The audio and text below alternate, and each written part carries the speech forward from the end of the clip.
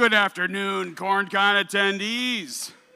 I am Matt Scheurer, and I came back to CornCon to do two things: give the Cloud Security Talk of the Year and chew bubblegum.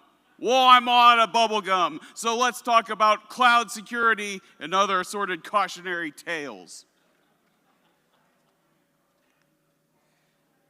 I work for a big, well-known organization, not that location, but if you were to walk around here for a couple blocks, you would probably see a big building that might have its name on it. I am Vice President of Computer Security and Incident Response. I have a lot of years of hands-on technical experience doing digital forensics, incident response, and a whole lot of other things. If you are not connected with me on social media, hit me up on LinkedIn. I would be happy to connect with you, or you can follow me on X if you're out there at C3RKAH. I do some volunteer work. I'm an official advocate for the Hacking is Not a Crime organization. That is not to say that cybercrime isn't a crime, because it is. That's not real hacking. Here at this conference, there are a lot of great real hacking opportunities, CTFs, villages, so on and so forth, real hacking. I am also on the advisory board for the Warren County Career Center back home in Warren County in Ohio. I'm from Cincinnati area. And I'm also a technical mentor for WAMSA, which is the Women's Security Alliance at WAMSA.org. They are always looking for mentors and mentees. If that speaks to you, please get involved. Quick disclaimer is, I do have a day job. However, the opinions expressed are based solely on my own independent security research and do not express or reflect the views or opinions of my employer. Now that the boring stuff's out of the way, my agenda is to talk about some major cloud security problems. We're going to cover that in the three major cloud platforms. So we're going to cover specific security strategies for each of those to reduce the attack surface, and then we're gonna laugh at my pain, which is fine. We're gonna have a heck of a good time laughing at my pain, because I don't need nothing but a good time.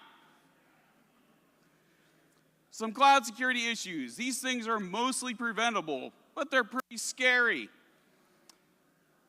One thing is, this is not an all-inclusive list, but accidental exposure is a persistent problem that's been plaguing us since we started putting things in the cloud, actually before then.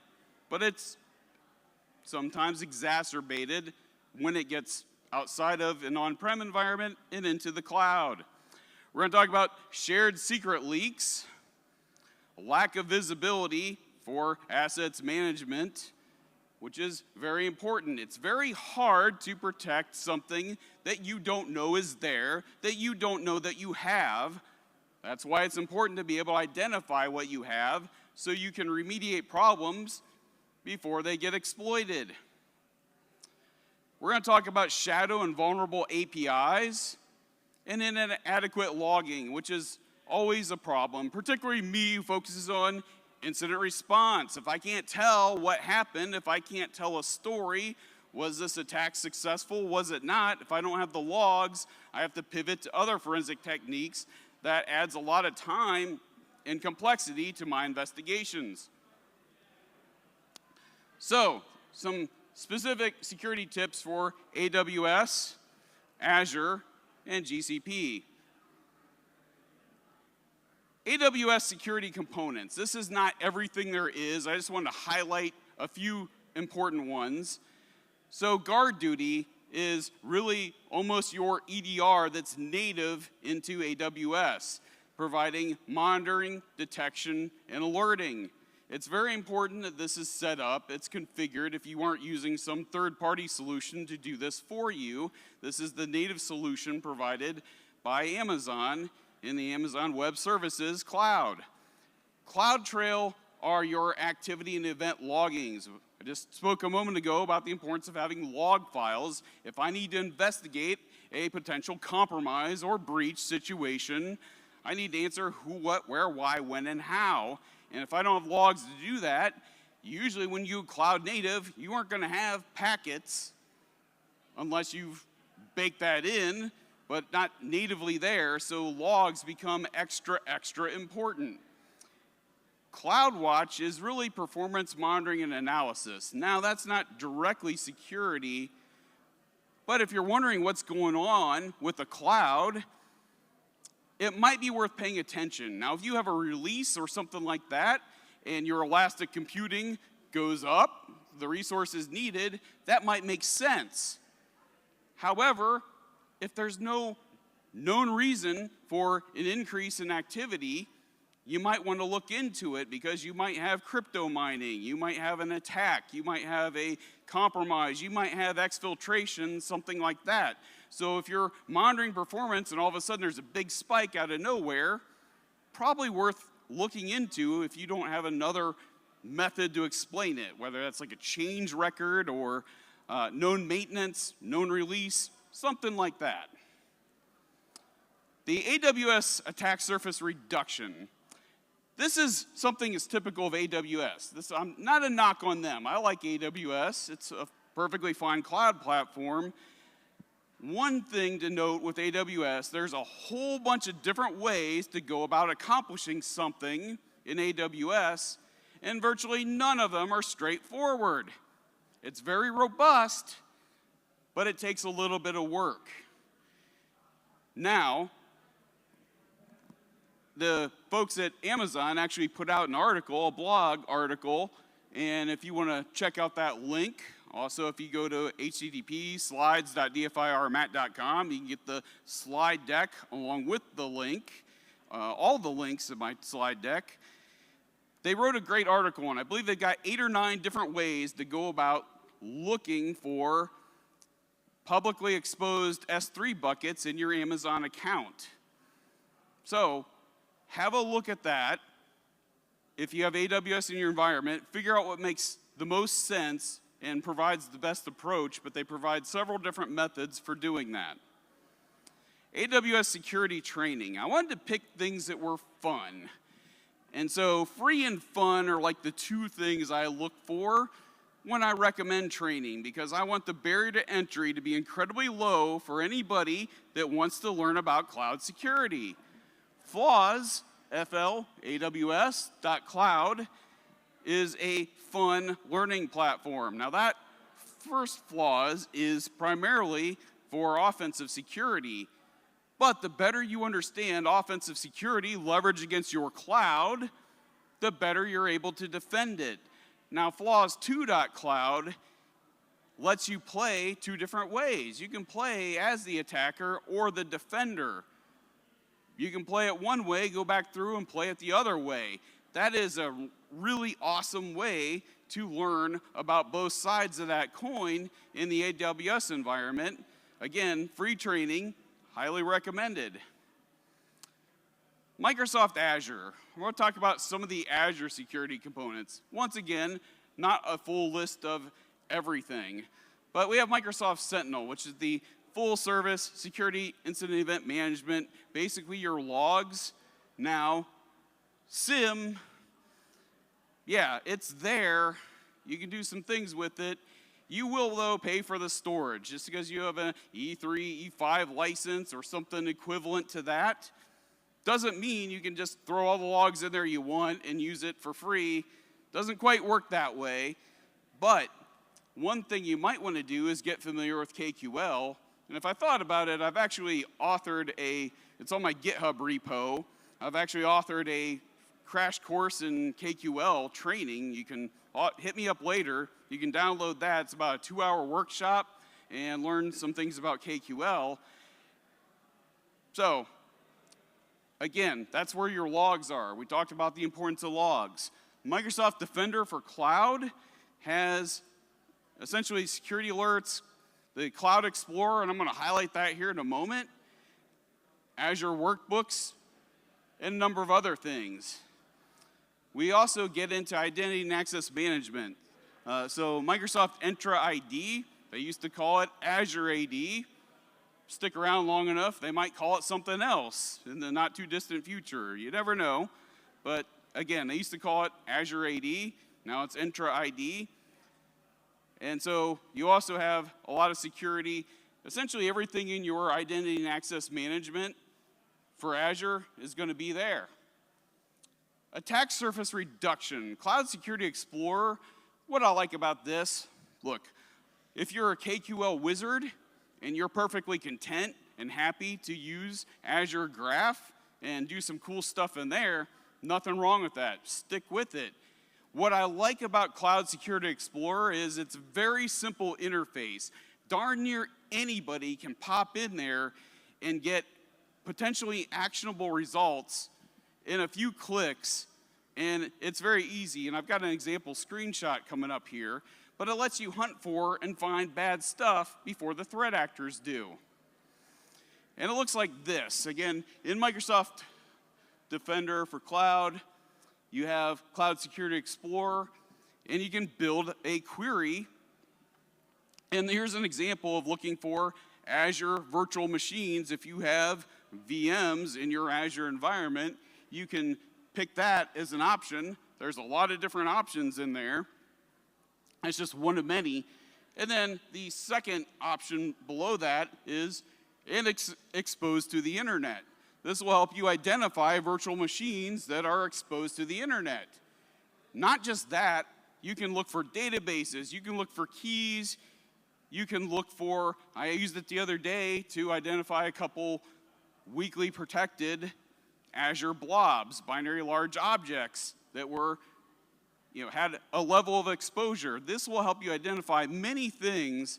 And again, very simple to pick your criteria. You hit search, and it'll spit out the results. And you don't have to be wizard level. You don't have to know KQL to do this. It's just there. They have a fun training I highly recommend called the Custo Detective Agency. And this is a fun, free training environment. It's almost like it's very much like a CTF. You can hop in there. They give you little scenarios. You're the detective, and you have to do your investigations to figure out what has happened in these security scenarios. Super fun training, completely free. If you're looking to get certified, Microsoft has the SC200 training for security analysts. Highly recommended if that's something that you are focused on heavily now or potentially looking at down the road. If you were looking for a training option, recommend that. Whether or not you do the certification, it's just good to have the knowledge. Microsoft also has what they call ninja trainings. So in the Microsoft Security Academy, they have ninja trainings for all kinds of things. Sentinel, KQL, Azure, on, and they're free. So again, highly recommended. The Google Cloud Platform, GCP, they have really the closest thing to like a one-stop shop for security of any of the major cloud platforms. Now, it used to be this really big, singular, long list, and you would scroll forever and ever and ever through this thing. They've finally sectioned it out so you can drill into specific things. It makes it a little more navigatable, but really, virtually everything is in there. Now, you can run findings queries, and this one in particular is saying state equals active. In other words, not something that was configured, set up, but then turned off, and not muted, which are things that you've intentionally said. If it isn't muted intentionally, look for it, regardless of the state otherwise. And then in category is public_IP address. This will find publicly exposed IP addresses within your GCP environment, and it's just a quick query you run under findings to get a lot of good information. Now, I talked about some different training things. One of my friends, Matt Coons, he goes by Arbor Bytes on social media.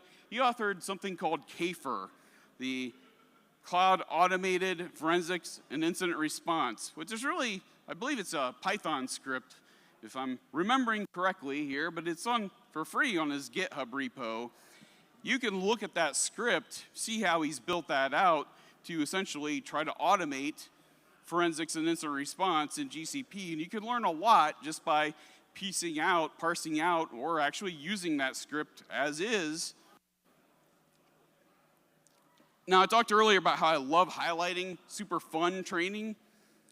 I would love to tell you I found that for Google Cloud Security. I have not found one that I would consider fun.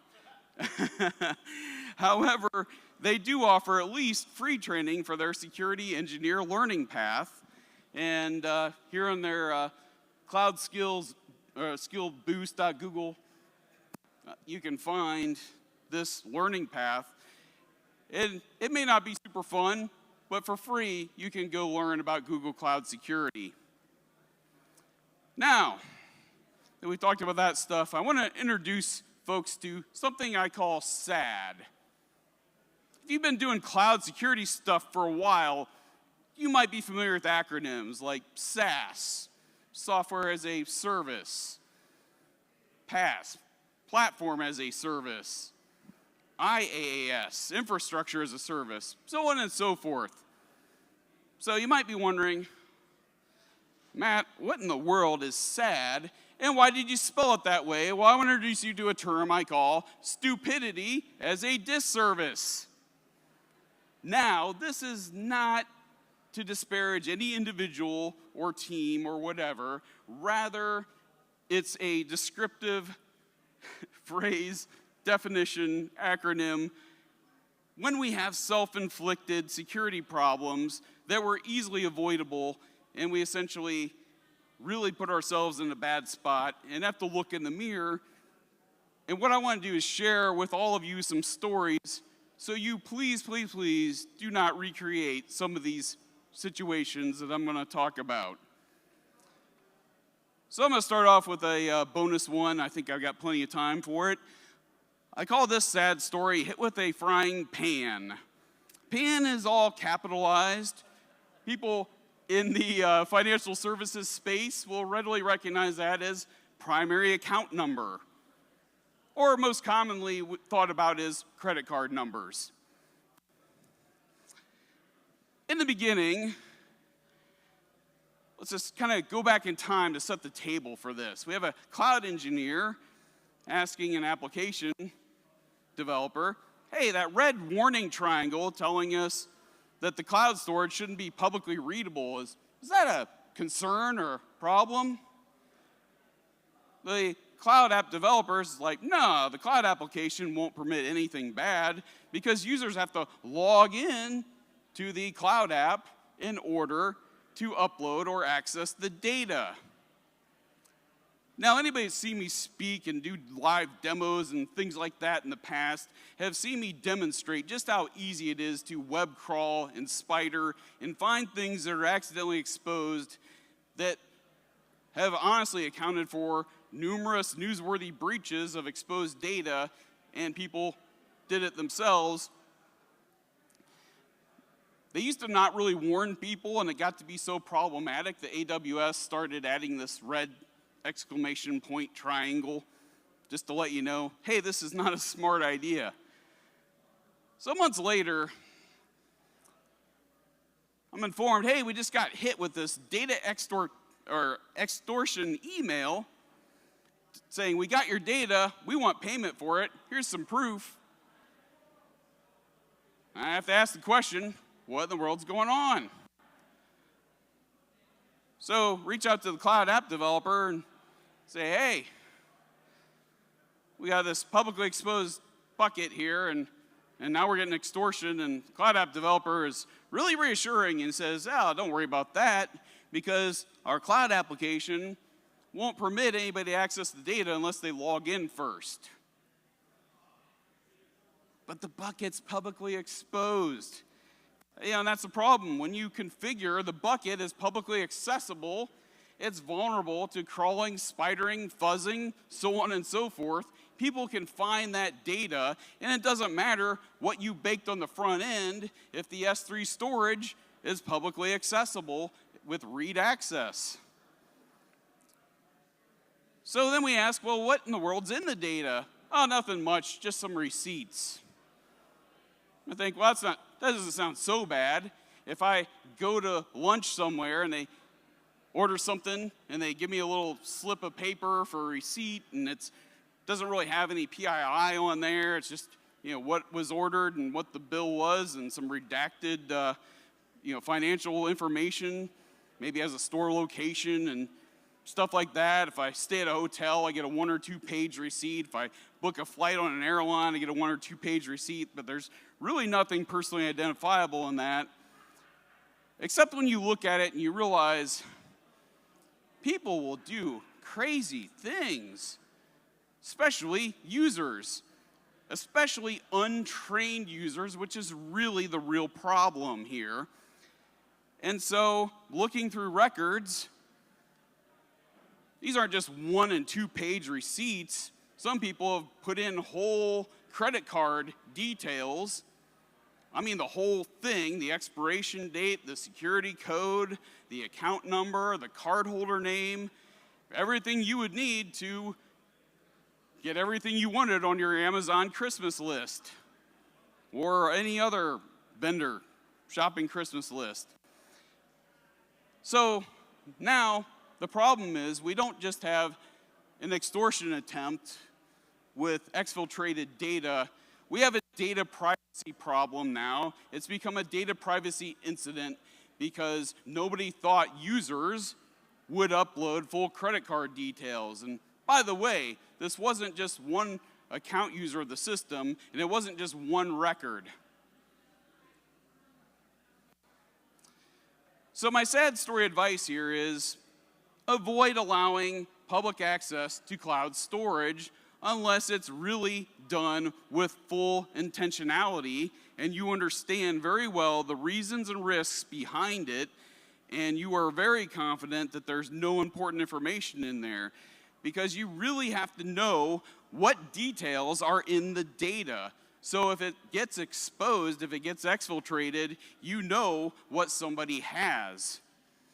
And then finally, protect the users from themselves. If users aren't told, hey, don't put full credit card details in these uploads, they're gonna do it. Maybe there should be a disclaimer in there saying, please don't upload sensitive information when you're uploading receipts. Something like that, maybe a compliance checkbox. But again, there should be some warning, there should be some training, there should be some level setting of some sort to the end user so they know what not to do. Now, my first official sad story, I call it, of course we did. Not. And that one starts off like this. Reaching out to an application owner saying, hey, I just got a pen test alert, and they found and were able to sign into this cloud-hosted web application portal. Did you change the default credentials? Well, yes, we definitely do that. Every single time, if we can change the username, we do that. We always set a complex password. We do all of this stuff every time we deploy an application. A couple minutes later, I reach out saying, hey, guess what? I just tested this myself using the default credentials and got right in with full admin privileges. This is not good. We need to fix this. And the application owner is like, yeah, guess we should get that fixed. I agree. You should probably get that fixed. Like, you should definitely get that fixed. So, yes, that's an immediate need. Now we need to dig in and look for indicators of unauthorized access into these accounts. We need to analyze the level of data exposure and look for unauthorized access to know if anybody else actually exploited this, or did the pen testers find it first. So my sad story, number one advice is always change all your application default credentials. Set a different username if you can. Always set a complex password. If you have no other options than to set an incredibly complex password, do that. Whatever you can do to improve that, roll with it. And then also actively test for default credentials. It's far better if you or your penetration testers find it than actual threat actors discover it online. Sad story number two, I call it, is that a data lake or a data leak? And it starts off like this. saying, hey, application owner, before we migrate this application from on-prem into our primary cloud environment, does the database have any personally identifiable information and data we need to be worried about? And the application owner's like, no, it doesn't have any PII data in it. No, nothing sensitive is in that database that we need to be concerned about. Then, a couple months later, hey, guess what? We have a compliance scan running, and this database that was migrated to the cloud as part of this application migration has PII in it. Again, this is what the application owner said doesn't have any sensitive information in it. We find out to the contrary, and guess what? My day just got a lot busier, so we have to shut it off right away because we know it's out there. And then we need to, again, look for the level of data exposure. Look for, again, indicators of unauthorized access or data leakage right away. Now, I'd love to tell all of you that this happened one time. It actually happened multiple times. Not only did we not foresee that coming, we didn't even, as an organization, learn that lesson across the board the entire time, or every time, because it happened multiple times. Same situation. So my sad story number 2 advice is data governance is really important. And also, before you migrate something to the cloud, really know what's in your data.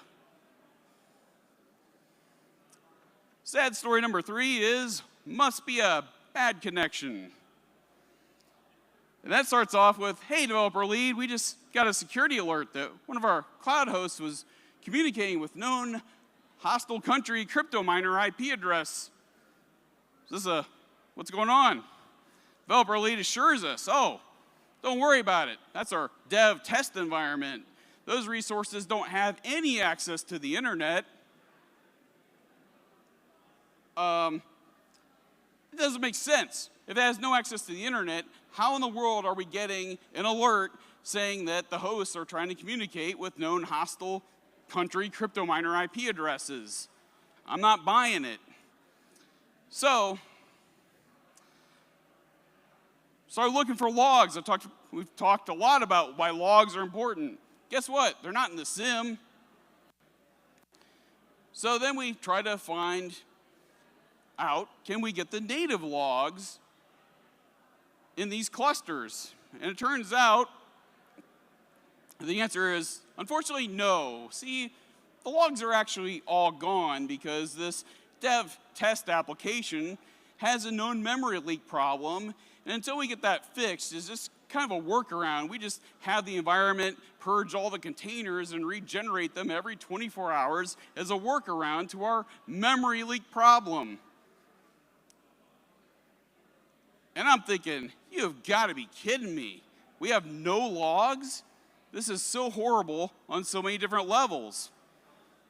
What can you do? Sit and wait for it to happen again. So the following day, hey, developer lead, that same alert's firing again. We need to investigate this now. You know, like now before the logs get purged again. While we still actually have some. And then the developer says, oh, you know what? These containers are actually sitting behind the load balancer. Remember this environment that had no access to the internet? No, it's behind the load balancers. And so, oh, we didn't know that, but we'll get you the logs right away now so you can investigate this.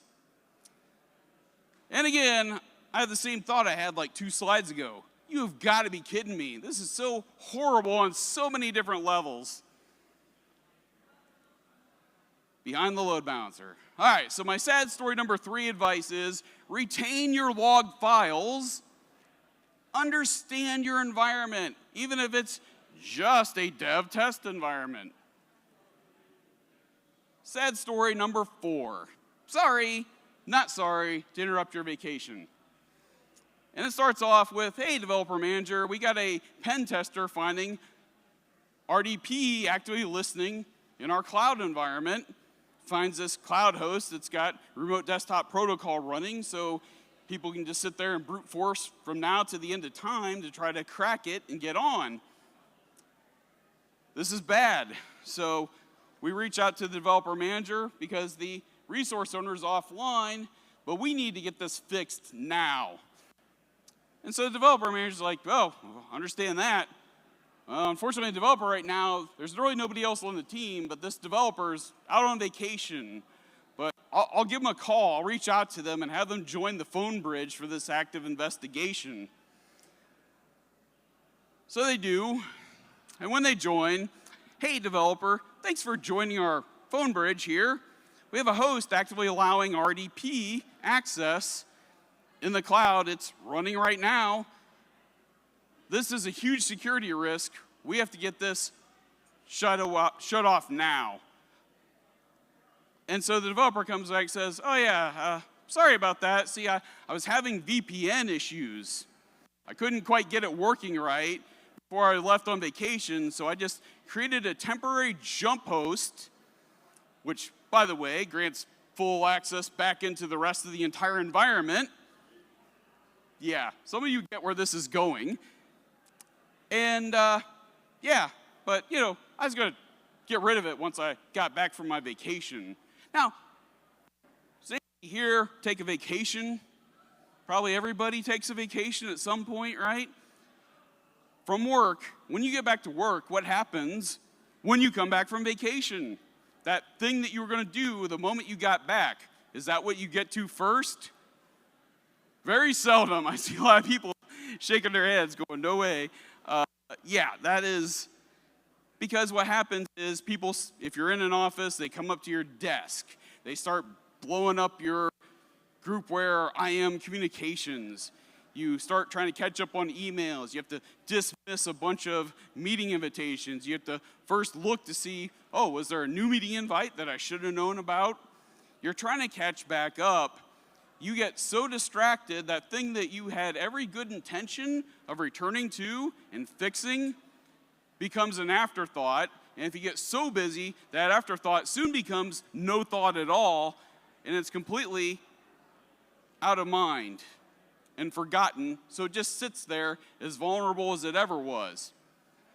So don't circumvent security for convenience. Temporary solutions are easily forgotten about.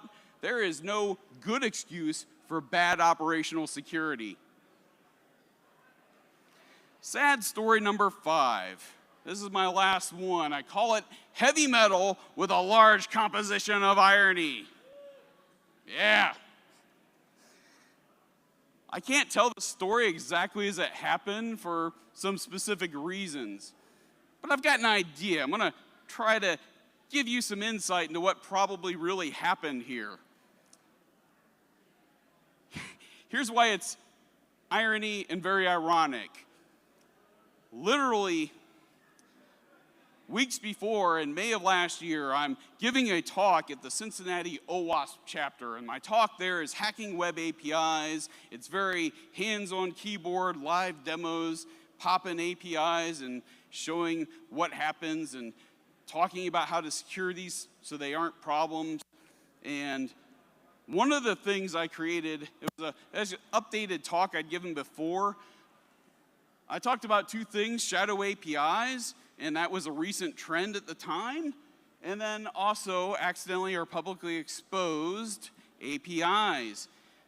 It's problematic because it allows for direct API access, and it circumvents all of your front-end web and web application security controls because they can get directly to the API. They don't have to go through the web application, which is similar to a story we just talked about a little bit ago. So let me give you a hypothetical scenario. The vendors out there love telling us things like data is the new gold, or data is the new oil. Data is the new thing of historic intrinsic value, so you need to protect it. Now, I'm not much for marketing jargon and slogans and all that. However, there was one lady, I wish I could remember her name, but she did say data is the new bacon. I actually kind of like that one a little bit. But Yeah, so let's pretend we have our pot of gold or data that we want to protect. And we have some really top-notch perimeter security. We got armed guards at the door. Their post orders are, whatever happens, you do not let any unauthorized people through this door. That's your only job here. That's the only thing we want you to do. This is your sole focus. We have some pretty good front-end security as well. This is not an open door. It's got 3 locks on it. There's no welcome mat in front of the door. In fact, there's a sign on the door that says, authorized personnel only. We have a security camera, a motion sensor, and a loud alarm ready to sound off on any variety or number of triggers that can fire that alarm. Nobody's getting through this front-end security. It's pretty darn good, or they're going to have a hard time doing it if they can. Now, we didn't forget about the back-end security. Let's say behind this locked door, we got a mean, hungry, angry alligator ready to chomp down on anything that comes through that door that shouldn't. And it's in a kiddie pool, and it's just waiting. And right behind our alligator, we have a pot of gold or data, if you will. And the floor plan, so again, we have our front-end security, our armed guards, our walls and our door and our security and our alligator pool and the pot of gold data, but there's a bit of a problem with this floor plan. See, the walls don't actually seal off the room. They don't actually connect to anything. So if a threat actor wants to get your pot of gold or data, rather than try to defeat all that top line front-end security, in a situation like this, they can just run right around all of that, grab your pot of gold or data, and then just take off with it.